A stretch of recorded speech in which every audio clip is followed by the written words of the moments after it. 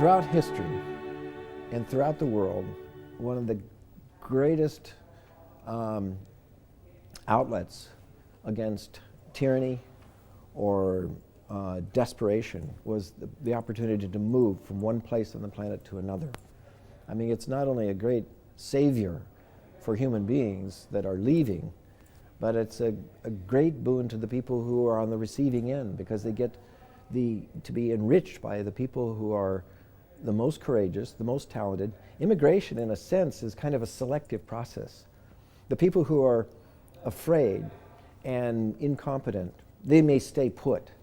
The people who are courageous and bold and willing to take great risks to improve their lives and the lives of their families, they're the ones that will move to a place that is completely new to them, completely perhaps hostile to them, where they don't know the language and the customs and all that sort of thing, and they'll do all that to improve their lives.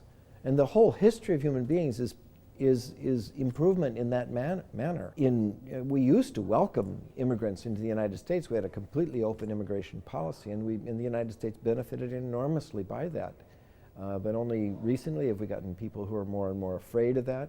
And instead of courage to embrace the newcomer, courage to welcome competition, courage to champion liberty, we have fearful people, fearful who say, well, we don't want competition.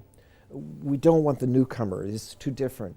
And we don't champion liberty because it's inconvenient for us. Well, frankly, I find those kinds of attitudes repugnant and destructive. And the only way to help the lives of so many people around the world and our own people is to open up borders and let people move to where they are doing the most good. Now, there's a lot of arguments that are used against it, but I think those are just rationalizations. One of the biggest that comes along is saying, well, they're coming just for the welfare. Well, that's an absurdity. They don't. My own studies show that when people move to the United States, for example, there's 50 different states they could go to. Do they go to the states that offer the most welfare, or do they go to the states with the least welfare? If they were really going for welfare, they'd all be rushing into the states with the most welfare, but it's exactly the opposite.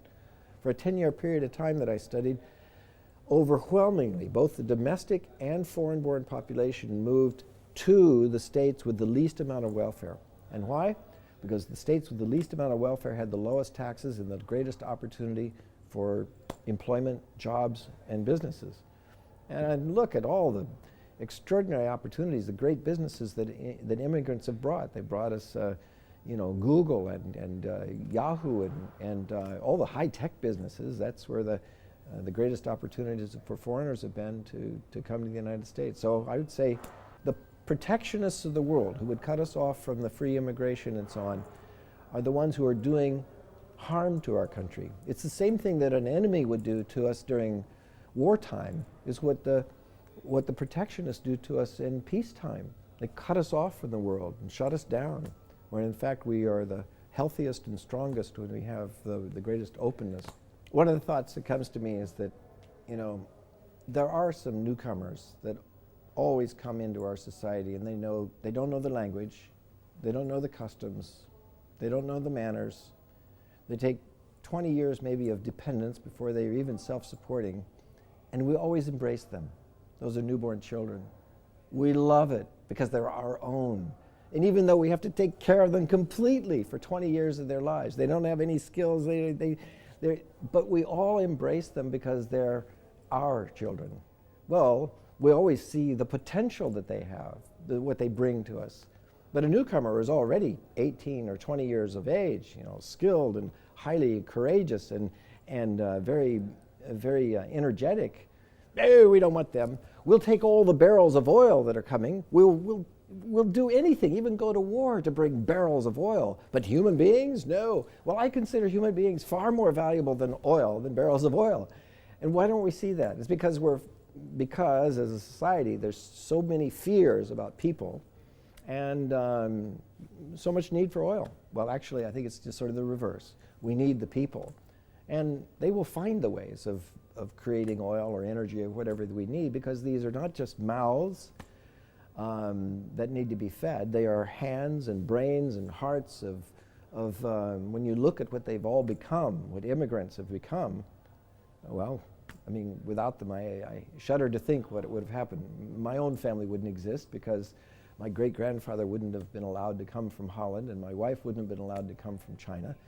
And so my daughter wouldn't exist, and I wouldn't exist. I mean, what kind of world is this that we shut off appreciation for the people who really made us part of what we are? You know, I think it's the Chinese proverb. It says, well, we have to remember to thank those who dug the well, you know, when we're drinking the water. And that's what the whole history of every country in the world has had, migrants that made part of their culture and their strength and their value. I can't think of a culture that hasn't migrated from one place to another. And they did so, partly they were driven by tyranny, partly by desperation, and partly by the eagerness for the opportunities that lay across the fence. So I would just get rid of a lot of these fences. Private fences, put up your own private fences if you like, you know, and decide who you want to be in your own private yard. But don't decide who's going to be in my private yard, who I'm going to be able to hire because you don't like them. Wherever you are, there's going to be somebody poorer from some other place that you're going to be afraid of.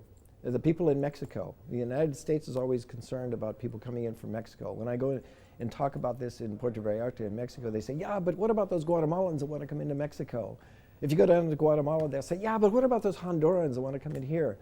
Well, frankly, it is practical, it is humane, and it is ethical to allow people the freedom to move to where they are welcomed.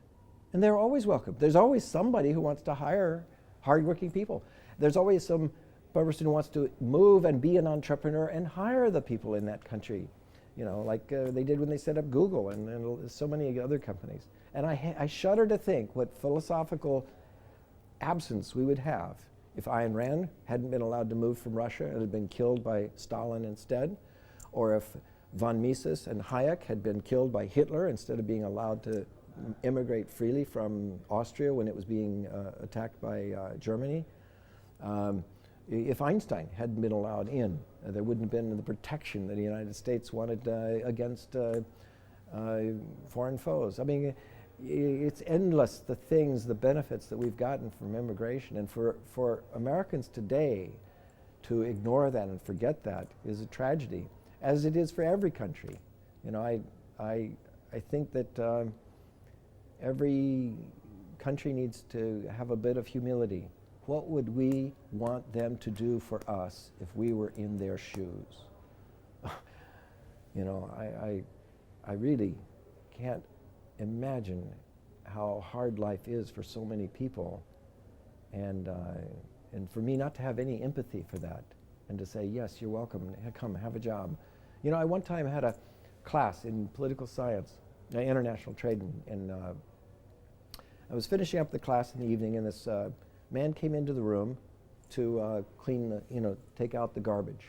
And I said, excuse me, wait a minute, we're talking about immigration. You seem to have been from another country. Where are you from? He said, I'm from the Philippines. Well, what were you doing before you came here? Oh, I was a political science professor back at my university in the Philippines.